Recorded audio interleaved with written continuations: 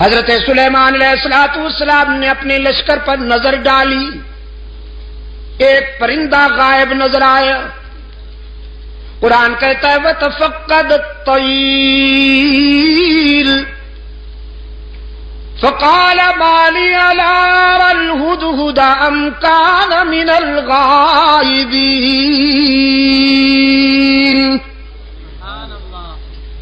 حضرت سلیمان علیہ السلام نے ایک پرندے کو غائب پایا، فرمانے لگے کیا بات ہے، مجھے ہدہد نظر نہیں آ رہا، ذرا دیکھو لشکر کے کسی کونے میں چھپا بیٹھا ہے یا پھر میری اجازت کے بغیر کہیں چلا گیا ہے، تلاش کرو۔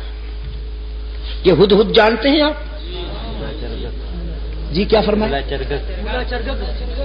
اچھا ملا چرگا، تمہارے صدقے جاؤں،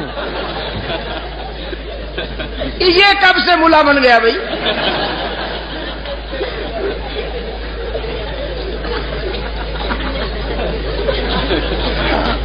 اور آپ کو یہ اتھارٹی کس نے دی ہے کہ جس پرندے کے بھی ذرا بال ادھر ادھر ہو جائیں آپ اس پہ ملا کا ٹائٹل فٹ کر دیں؟ یار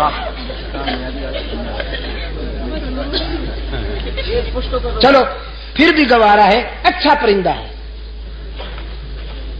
بڑا خوش نصیب پرندہ ہے، قرآن میں جس کا تذکرہ فخریہ انداز میں آیا ہے۔ ہاں اس پر حسد کیا تھا کوے نے۔ حضرت سلیمان علیہ السلام نے جب اس ہدہد سے پوچھا کہ تمہارے اندر کون سی خوبی ہے، اللہ نے تمہیں کون سی خوبی عطا کی ہے، تو یہ کہنے لگا اللہ کے نبی مجھے اللہ نے یہ خوبی عطا فرمائی ہے کہ میں خشک زمین کو دیکھ کر اندازہ کر لیتا ہوں کہ پانی کتنا دور ہے، نظر میں رسائی دے دی ہے اللہ نے، خشک زمین کو دیکھ کر میں یہ اندازہ کر لیتا ہوں کہ کتنی گہرائی پہ پانی مل سکتا۔ حضرت سلیمان علیہ السلام نے فرمایا بھی تم تو بڑے کام کے ہو، ہمیں ویرانوں میں اور صحراؤں میں سفر کرنا ہوتا ہے، تو ہم کیوں نہ تمہاری اس استعداد سے کام لیں، اس صلاحیت سے کام لیں، بس تم ہمارے ساتھ رہا کرو، ہمارے ہم سفر رہا کرو، تاکہ ہم تیری اس خداداد صلاحیت سے کام لے سکیں۔ اللہ کے نبی نے ہدہد کو اپنا مقرب بنا لیا، اپنا ہم سفر بنا لیا، کوے میاں سے برداشت نہ ہوا۔ یہ کوا جانتے ہیں نا آپ، کالے لباس والا مسٹر بلیکی،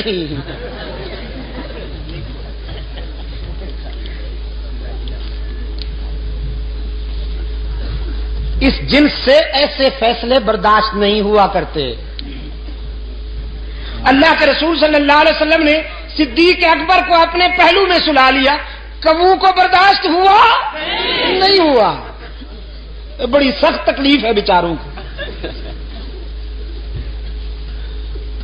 استغاثہ دائر کر دیا کوے نے ہدہد کے خلاف،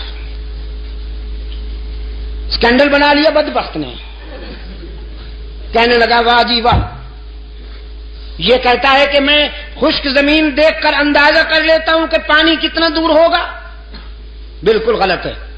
میں نے کئی مرتبہ دیکھا ہے کہ یہ جال میں پھنسا ہوا پھڑک رہا ہوتا ہے،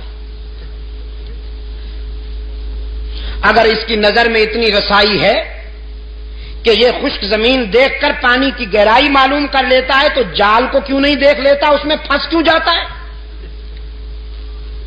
عیار تو بڑے ہوتے ہیں نا، یہ لفاظ اور لسان تو بڑے ہوتے ہیں۔ اس انداز خطابت میں استغاثہ دائر کیا کہ سننے والے بھی متاثر ہوئے، کہنے لگے جی بالکل ٹھیک ہے، یہ تو واقعی تفصیل طلب ہے، وضاحت طلب ہے کہ اگر ہدہد پانی کی گہرائی کو دیکھ لیتا ہے تو زمین کے اوپر جو جال تنا ہوا ہوتا ہے اس کو کیوں نہیں دیکھ لیتا؟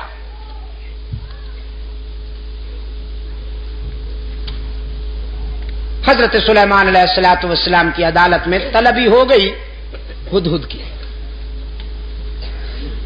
کوا بھی برادری سمیت آ پہنچا.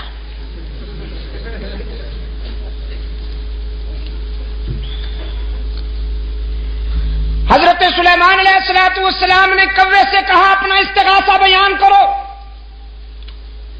اس نے وہ کہانی پھر دوہرا دی کہ جناب یہ کہتا ہے میں زمین کو دیکھتا ہوں تو اندازہ کر لیتا ہوں پانی کتنا دور ہے، جبکہ یہ زمین کے اوپر والے جال کو نہیں دیکھ سکتا، اس میں پھنس جاتا ہے، تو اس کا یہ دعویٰ غلط ہے، خلافت اس کو نہیں ہمیں ملنی چاہیے.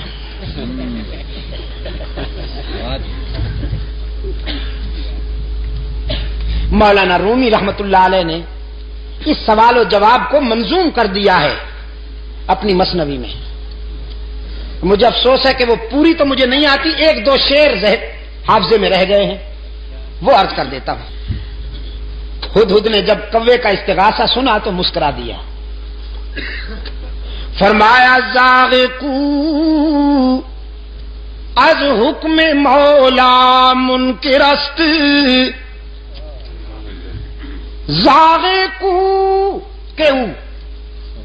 زاغقو از حکم مولا منکرست، صد ہزاراں عقل دارد کافرست.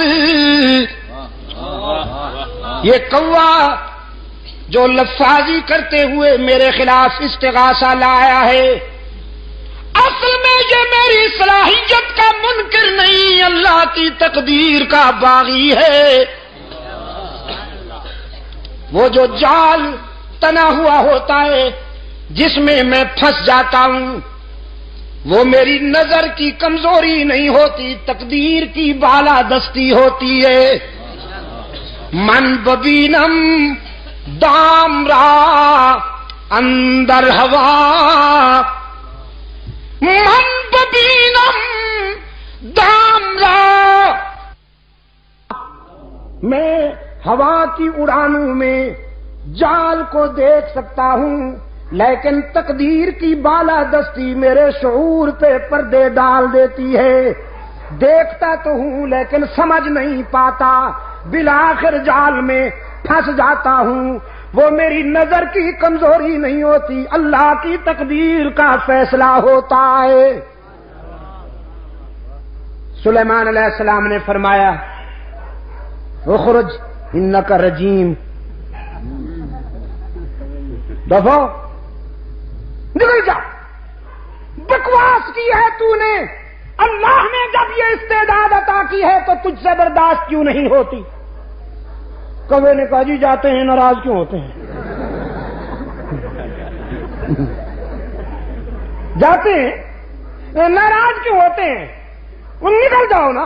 جاتے ہیں جی، احتجاج کرنے کی تو اجازت ہے، پروٹیسٹ تو کریں ہم، ذرا تحریک تو چلائیں آپ کے اس فیصلے کے خلاف. سلیمان علیہ السلام نے فرمایا قیامت تک چیختے اور چلاتے رہو گے، تمہارا منہ بھی کالا رہے گا، تمہارا جسم بھی کالا رہے گا.